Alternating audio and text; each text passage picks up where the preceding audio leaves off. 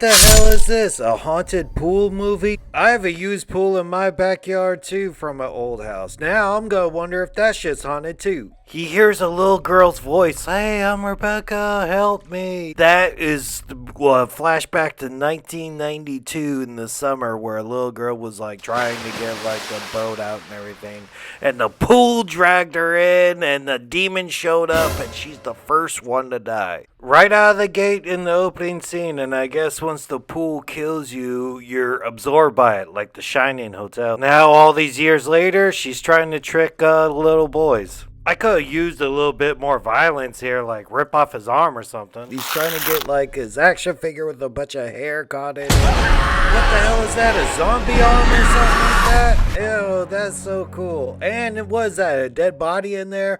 Oh, that would be cool if that was like Pennywise, like we all float down here. Yeah, floating pool, gutters in the pool. They obviously sort of took it from Stephen King's It, like a cover song. Kurt Russell's son is like a former ball player. They move into a new house because of the pool. He retired early, he has that mess, and they say water therapy helps out. So they actually like dig the pool at first. I know, Brian. What the hell, dude? It's supposed to be a kill count. Where's all the kills? And you go, oh, okay, alright, here's a kill. You're not gonna like it, but it's a cat investigating the pool a bit, and then you see its collar floating. That same thing that is in like Jaws. Like, you know that shark ate that dog because that leash was floating in the water. Like, we don't need to see it. We get it. Of course you gotta do like a Marco Polo scene. And the guy straight dipped and got out of the water, and then she's still sort of playing, and you're like, oh yeah, that's definitely the ghost demon. Haunted thing is gonna definitely get her. And you see his thing like gathering up in the water and drags her down and seems to take her to like a new dimension or something like that. The look of this ghost confuses me. I go, is that a man but wearing a dress, like a transgender ghost juggalo Joker face?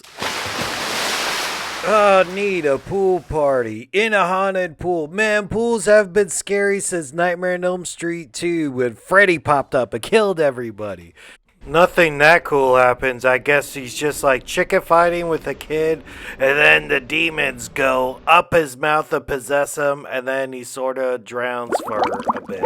He took that kid with him, but the parents saved him, but he needed like CPR a little bit and swallowed some water, but I guess he was fine. It's pretty weird for a horror movie for a party to happen and nobody really died. No skinny dipping scene either, dude. And they could have done something with the mom, man. She was fine. It's a pretty tame movie, man. Like, the biggest thing of gore was actually the father reaching into the drain and cutting his hand a little bit. Hadn't been used in 15 years. Maybe they weren't cool people. That's the realtor, and she's full of shit. She finally told her near the end, but she's like, hey, a little girl drowned in this pool, but I was trying to close this sale, so I didn't say shit till now. From here, the movie just becomes like the Amityville Horror. Like, the family moved into this haunted house, and then what does the ghost try to do? Try to possess the dad to kill the rest of the family. Possessed dads suck. They never kill any family member. But then the mom has to step up and be a hero. She investigates, goes to the former owner of the house, and goes, oh man, this bitch is crazy too. Meanwhile, the dad back at home has gone crazy, all Jack Nicholson and shining like. Beats up the daughter a little bit and yanks a good amount of hair out.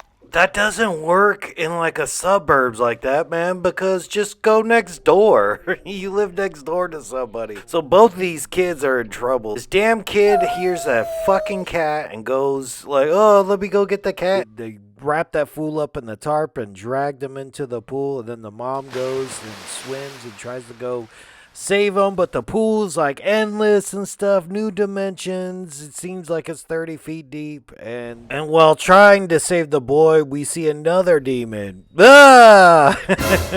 They love to pop up and scare you and hold you down underneath the water. And it seems like, what the hell, dude? They're having like a ghost town meeting down there with so many of them now. You're like, oh man, how many people died out here?